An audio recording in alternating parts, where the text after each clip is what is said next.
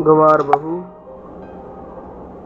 बहू कहाँ मर गई? अंदर से आवाज़, जिंदा हूँ माँ जी। तो मेरी चाय क्यों अभी तक नहीं आई? पूजा करके बैठी हूँ, ला रही हूँ माँ जी। बहू चाय के साथ भजिया भी ले आई। सास ने कहा, तेल का खिलाकर क्या मारोगी? बहू ने कहा, ठीक है माँ जी, ले आ जाती हूँ। सास ने कहा, रहने दे, अब बना दिया है तो खा लेती हूँ। सास ने भजिया उठाई और कहा, कितनी गंदी भजिया बनाई है तुमने। बहू, माँ जी मुझे कपड़े धोने हैं, मैं जाती हूँ। बहू दरवाजे के पास छिपकर खड़ी हो गई। सास भजिया पर टूट पड़ी और पूरी भजिया ख़त्म कर दी। बहू मुस्कुराई और काम पर लग गई। दोपहर के खाने का वक्त हुआ। सास ने फिर आवाज़ लगाई, कुछ खाने को मिलेगा? बहू ने आवाज़ नहीं दी। सास फिर चिल्लाई, भूखे मारोगी क्या? बहू आई, सामने खिचड़ी रख दी। सास गुस्से से, ये क्या है? मुझे इसे नहीं खाना, इसे ले जाओ। बहू ने कहा, आपको डॉक्टर ने दिन में खिचड़ी खाने को कहा है, खाना तो पड़ेगा ही। सास मुंह बनाते हुए, हाँ तू मेरी माँ बन जा। बहू फिर मुस्कुराई और चली गई। आज इनके घर पूजा थी। बहू सुबह 5 बजे से उठ गई। पहले स्नान किया, फिर फूल लाई, रसोई साफ की, पकवान और भोज बनाया। सुबह के 9 बज गए। अब सास भी उठ चुकी थी। बहू अब पंडित जी के साथ भगवान के वस्त्र तैयार कर रही थी। आज ऑफिस की छुट्टी भी थी।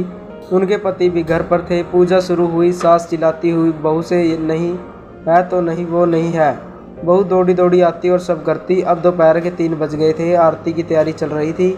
पंडित जी ने सबको आरती के लिए बुलाया और सबको हाथों में थाली दी। जैसे ही बहू ने थाली पकड़ी, थाली हाथों से गिर पड़ी। शायद भोज बनाते हुए बहू के हाथों में तेल लगा था, जिसे वो पहुंचना भूल गई। सारे लोग तरह तरह की बातें करने लगे। कैसी बहू है, कुछ नहीं आता, एक काम भी ठीक से नहीं कर सकती, न जाने कैसी बहू उठा लाई। एक आरती की थाली भी संभाल नहीं सकी। उसके पति भी गुस्सा हो गए, पर सास चुप रही, कुछ नहीं कहा, बस यही बोल के छोड़ दिया, सीख रही है, सब सीख जाएगी धीरे धीरे। अब सबको खाना परोसा जाने लगा। बहू दौड़ दौड़ के खाना देती, फिर पानी लाती। करीब 80-90 लोग हो गए थे। इधर 2 नौकर और बहू अकेली, फिर भी वहाँ सारा काम बहुत ही अच्छे तरीके से करती। अब उसकी अपनी सास और कुछ आस पड़ोस के लोग खाने पर बैठे। बहू ने खाना परोसना शुरू किया। सबको खाना दे दिया गया। जैसे ही पहला निवाला सास ने खाया, तुमने नमक ठीक नहीं डाला क्या? क्या काम ठीक से नहीं करती? पता नहीं मेरे बाद कैसे ये घर संभालेगी। आस पड़ोस वालों को तो न जानते ही हो न साहब, वो बस बहाना ढूंढते हैं गलती निकालने का।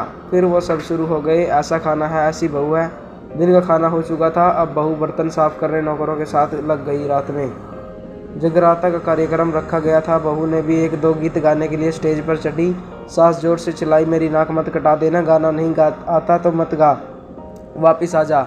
बहू मुस्कुराई और गाने लगी। सबने उसके गाने की तारीफ की, पर सास मुंह फुलाते हुए बोली, इससे अच्छा तो मैं गाती थी जवानी में, तुझे तो कुछ भी नहीं आता। बहू मुस्कुराई और चली गई। अब रात का खाना खिलाया जा रहा था। उसके पति के ऑफिस के दोस्त साइड में ही ड्रिंक करने लगे। उसका पति चिल्लाता, बर्फ लाओ, तो सास चिल्लाती, यहाँ दाल नहीं है। फिर चिल्लाता, कोल्ड ड्रिंक नहीं है, पापड़ ले आओ। इधर उधर आखिरी में उसके पति की शराब गिर पड़ी। उसके एक दोस्त पर बोतल टूट गई।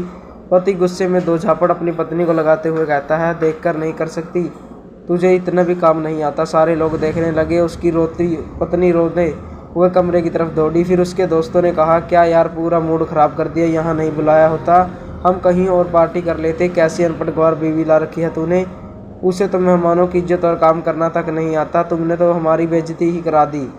अब आस पड़ोस की औरतों को बहाना मिल गया था। वो कहने लगी, देखो क्या कर दिया तुम्हारी बहू ने, कोई काम की नहीं है। मैं तो कहती हूँ अपने बेटे की दूसरी शादी करा दो, छुटकारा पाओ इस गवार से।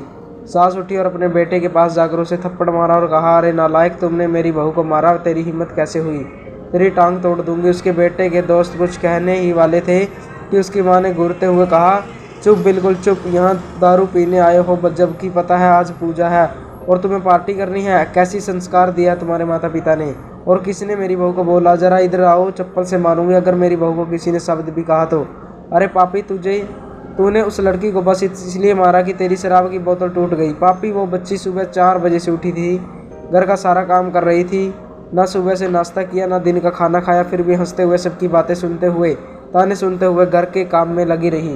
तेरे यार दोस्तों को वो अच्छी नहीं लगी, जूते से मारूंगी तेरे दोस्तों को। और जो अभी उन्होंने ऐसा कहा, उसके यार दोस्त चुपके से खिसक लिए। अब सास बहू के कमरे में गई और बहू का हाथ पकड़कर बाहर लाई।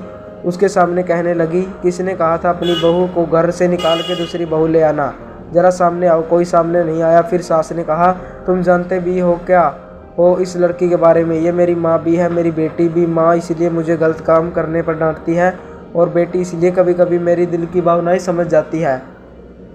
मेरी दिन रात सेवा करती है, मेरे 1000 ताने सुनती है, पर एक शब्द भी गलत नहीं कहती, ना सामने ना पीछे न पीठ पीछे। और तुम कहते हो दूसरी बहू ले आऊं। याद है ना छुटकी की दादी, अपनी बहू की करतूत। सास ने गुस्से से पड़ोस की महिला को कहा, अभी पिछले हफ्ते ही तुम्हें मियाँ बीवी भूखे छोड़ घूमने चले गए थे।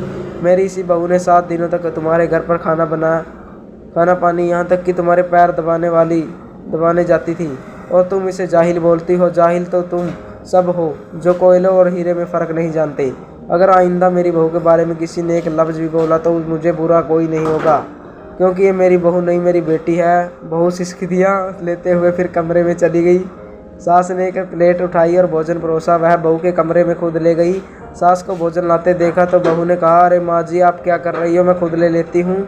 सास ने प्यार से ताना मारते हुए कहा, डर मत, इसमें जहर नहीं है, मार नहीं डालूंगी तुझे नहीं सास चाहिए होगी, पर मुझे अभी भी तू ही मेरे घर की बहू चाहिए। तो दोस्तों कैसी लगी आपको ये कहानी, कमेंट करके जरूर बताएं। अगर आप हमारे चैनल पर